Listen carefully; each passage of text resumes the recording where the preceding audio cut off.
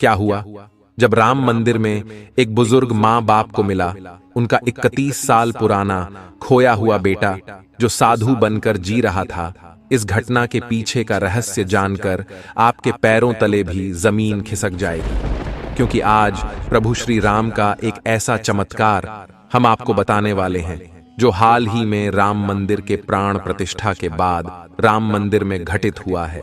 इसकी चर्चा देश भर में हो रही है कि आखिर किस तरह 31 साल बाद प्रभु श्री राम की कृपा से एक माँ बाप को उनका खोया हुआ बेटा मिल गया। लेकिन दोस्तों, ये बात सुनने में जितनी रोचक लग रही है, इसके पीछे की कहानी उतनी ही दर्दनाक है। आगे बढ़ने से पहले प्रभु श्री राम के सच्चे भक्त वीडियो को लाइक करके कमेंट बॉक्स में जय श्री राम जरूर लिखें, क्योंकि इसका संबंध 1992 में हुई कार सेवा के साथ जुड़ा हुआ है। 22 जनवरी 2024 को रामलला के प्राण प्रतिष्ठा का समारोह हुआ। समस्त देशवासियों की आंखें नम थीं, क्योंकि वह सभी जानते थे इस भव्य मंदिर का निर्माण न जाने कितने साधु संतों, कार सेवकों के बलिदान से हुआ है। 22 जनवरी 2024 को राम मंदिर के प्राण प्रतिष्ठा का कार्यक्रम हुआ। देश विदेश की कई हस्तियों ने समारोह में भाग लिया और दुनिया भर में दीपावली का त्योहार मनाया गया। 23 जनवरी 2024 से रामलला के दरवाजे आम श्रद्धालुओं के लिए खोल दिए गए। तब सभी देशवासियों के मन में एक इच्छा थी, किसी न किसी तरह एक बार रामलला के दर्शन हो जाए। सभी लोग अयोध्या आना चाहते थे और उन्हीं में से दिल्ली में रहने वाला एक परिवार भी था, जिसमें 2 बुजुर्ग दंपत्ति सुरेश और कमला रहा करते थे, जिनके बेटे भानु प्रताप सिंह ने 31 साल पहले 1992 में हुई कार सेवा में अपना योगदान दिया था। और चौंकाने वाली बात यह है कि जब वह कार सेवा के लिए घर से निकले, तब उनके अंदर गजब का उत्साह था। लेकिन अचानक से खबर आई कि सरकार ने समस्त कार सेवकों के ऊपर गोली चलाने के आदेश दिए हैं। इस घटना के बाद भानु प्रताप जी अपने घर कभी नहीं लौटे। सुरेश और कमला मान चुके थे कि उनके पुत्र की कार सेवा के दौरान मृत्यु हो गई है। उनका शव भी उन्हें प्राप्त नहीं हुआ, क्योंकि कार सेवा में उस समय हजारों लोगों की निर्दयता पूर्वक हत्या हुई थी, जिनके शवों को यूं ही सरयू नदी में बहा दिया गया था। कई लोगों का तो पता भी नहीं चल पाया था। लेकिन जब अब राम मंदिर का भव्य निर्माण हुआ था, तो वह अपने बेटे की तस्वीर साथ में लेकर अयोध्या के लिए रवाना हुए, क्योंकि वह इस तरह से वे अपने बेटे को भव्य राम मंदिर दिखाना चाहते थे।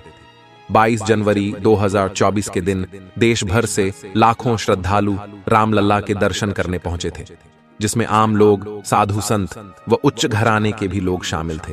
सुरेश और कमला दोनों ही अपने मृत बेटे की तस्वीर हाथ में लिए लाइन में लगे हुए थे। उन्हें तकरीबन 4 से 5 घंटे लग गए, फिर जाकर उन्हें रामलला के दर्शन हुए। उन्हें ऐसा लग रहा था मानो जाकर उनके बेटे की आत्मा को शांति मिली हो। लेकिन भगवान को तो कुछ और ही मंजूर था। मंदिर से बाहर आते समय अचानक से वह एक साधु महाराज से टकरा गए, जो काफी दिव्या लग रहे थे। वेशभूषा भगवाधारी थी और मस्तक पर त्रिकुंड बना हुआ था। वे भी रामलला के दर्शन करके ही मंदिर से बाहर लौट रहे थे।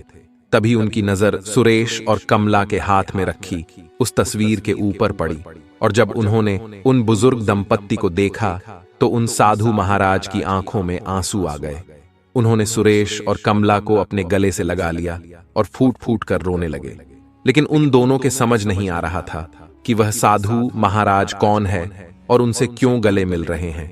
तो अचानक से कमला की नजर उन साधु महाराज के हाथ पर बने एक निशान पर पड़ी, जो कि बचपन के समय खेलते समय चोट लगने के कारण उनके बेटे भानु प्रताप सिंह के हाथों पर पड़ गया था। और उस समय अयोध्या के राम मंदिर में एक ऐसा चमत्कार हुआ कि एक बुजुर्ग दंपत्ति, जो अपने बेटे को 31 साल पहले मृत मान चुके थे, आज वह साधु के भेष में उनके सामने जिंदा खड़ा था। वे दोनों अपने बेटे को पहचान चुके थे। लेकिन सवाल सिर्फ इतना था कि भानु प्रताप सिंह अगर जिंदा थे तो पिछले 31 सालों से कहां थे? वह अपने माता पिता से मिलने क्यों नहीं आए और इस तरह साधु के रूप में अपना जीवन क्यों गुजर रहे थे? आगे इसी रहस्य से पर्दा उठने वाला है। आप भी वीडियो को अंत तक देखते रहिए, क्योंकि आज आपके भी होश उड़ जाएंगे। हाल ही में अयोध्या में घटित ये सबसे चर्चित घटना है। और इस चमत्कार को देखकर बड़े बड़े लोग भी दंग रह गए हैं। फिर सुरेश और कमला ने अपने पुत्र से पूछा कि अगर तुम जिंदा थे और कार सेवा में तुम्हें कुछ नहीं हुआ था, तो आखिर तुम पिछले 31 सालों से घर क्यों नहीं लौटे? क्या तुम्हें अपने माता पिता की याद नहीं आई? क्या तुम्हें हमारे बुढ़ापे के ऊपर तरस नहीं आया? तो भानु जी की भी आंखें नम हो गईं। लेकिन उन्होंने जो सच्चाई बताई उसे सुनकर आपकी आंखों में भी आंसू आ जाएंगे। भानु जी ने बताया कि उस समय हमारे घर की हालत बहुत खराब थी। घर में पैसों की बहुत समस्या थी, लेकिन मैं हमेशा ही अपने और अपने परिवार के भविष्य की बहुत चिंता करता था। इसलिए मैंने मेरे साथ अपने माता पिता का सुरक्षा जीवन बीमा कराया हुआ था, जिस स्थिति में अगर मुझे या मेरे माता पिता को कुछ भी होता तो मेरे घर वालों को पूरे 5 लाख रुपए मिलने वाले थे। जब मैं कार सेवा करने के लिए गया तो वहां पर अचानक से सरकार ने कार सेवकों के ऊपर गोली चलाने के आदेश दे दिए। मेरे ही सामने कई सनातनियों की हत्या कर दी गई। 2 भाई जिनके नाम कोठारी बंधु थे, उन्हें निर्दयता पूर्वक सर पर गोली मारकर मार दिया गया। ये सारे नजारे देखकर मेरे भी रोंगटे खड़े हो गए, लेकिन जैसे तैसे करके मैंने अपनी जान बचाई और उस जगह से भाग गया।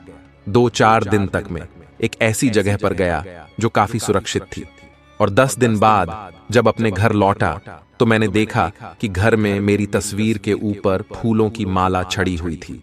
सभी लोग विलाप कर रहे थे। तभी मैंने कुछ अधिकारियों को अपने घर में आते देखा। शायद वह सुरक्षा बीमा वाले थे। अगले दिन मुझे पता चला कि कार सेवा के दौरान मेरी मृत्यु हो गई है। ऐसा मानकर मेरे घर वालों को 5 लाख की राशि प्राप्त हुई है। उस समय हमारे घर के हालात बहुत खराब थे। ये 5 लाख मेरे माता पिता के बहुत काम आ सकते थे, और अगर उस समय में सभी के सामने आ जाता तो मुझे जिंदा देखकर वह धनराशि उन्हें प्राप्त नहीं होती।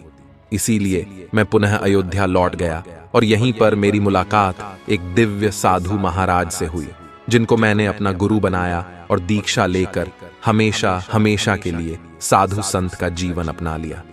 तब से मैं आज तक साधु के रूप में ही अपना जीवन बिता रहा हूं। देश के हर तीर्थ स्थान पर मैं घूम चुका हूं, और आज और अब जो भव्य राम मंदिर का निर्माण हुआ है, तो मैं भी प्रभु श्री राम लल्ला के ही दर्शन करने आया था। और यहाँ प्रभु श्री राम ने मुझे अपने माता पिता से एक बार फिर मिला दिया। सुरेश और कमल की आंखों में भी आंसू थे, क्योंकि उनके पुत्र ने उनके ही खातिर यह सब किया था। लेकिन पिछले 31 सालों में उन्होंने पुत्र वियोग जो पीड़ा सही थी, वह उस धनराशि से काफी बढ़कर थी। लेकिन आज उन्हें अपना मृत पुत्र पुनः प्राप्त हो गया था। यह भी बहुत बड़ा चमत्कार था, लेकिन विडंबना यह थी कि भानु प्रताप जी अब भानेश्वर महाराज बन चुके थे, और चूंकि वे सांसारिक जीवन से अपना मोह त्याग चुके थे, इसीलिए उन्होंने अपने माता पिता के साथ घर आने से मना कर दिया। लेकिन अपने माता पिता को एक वचन दिया कि समय समय पर उनसे बात करने या मिलने आते रहेंगे। कमला और सुरेश, जो आंखों में आंसू लेकर अपने बेटे की तस्वीर हाथ में लेकर राम मंदिर आए थे, अब हंसते हंसते पुनः दिल्ली शहर जा रहे थे। दोस्तों, लेकिन यह तो केवल एक घटना है। जब 1992 में वह कार सेवा वास्तव में हुई थी, तो कई घरों के चिराग सच में बुझ गए थे, और आज भी उन घरों में मातम छाया रहता है, क्योंकि उस कार सेवा के दौरान कई छोटी उम्र के युवकों ने भी उसमें भाग लिया था और अपने प्राणों को गंवाया था। लेकिन हमें उन सभी कार सेवकों पर बड़ा गर्व है, क्योंकि जो हिम्मत उन्होंने दिखाई, इस वजह से आज हमें इतना बड़ा भव्य राम मंदिर देखने को मिल रहा है। और इस राम मंदिर के निर्माण के साथ ही उन कार सेवकों की आत्मा को भी बहुत बड़ी शांति प्राप्त हुई है। लेकिन हमें उसे समय की मौजूदा सरकार पर भी बड़ा क्रोध आता है, क्योंकि अपने हक के लिए लड़ना ये कोई गलत बात नहीं है, और सभी कार सेवकों ने अपने हक की ही लड़ाई लड़ी थी, और कोर्ट ने भी हमारे ही हक में फैसला सुनाया, क्योंकि हम शुरू से ही सही थे और सत्य के साथ थे।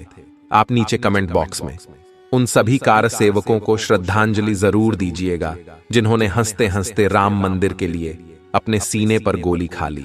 यह हमारा परम सौभाग्य है कि हमने राम मंदिर को बनते हुए देखा, और हम आने वाले समय में राम लल्ला के दर्शन भी कर सकते हैं। लेकिन यह उन कार सेवकों के बलिदान के बिना संभव नहीं था। आप अपनी प्रतिक्रिया, अपनी राय नीचे कमेंट बॉक्स में जरूर लिखें। वीडियो अगर आपको पसंद आई है तो लाइक करें और इस चैनल को सब्सक्राइब करके बेल आइकन को प्रेस करें, ताकि आपको हमेशा ऐसी सत्य चमत्कारी घटनाएं देखने को मिलती रहे। अभी के लिए दर्शकों, आप सभी को हर हर महादेव।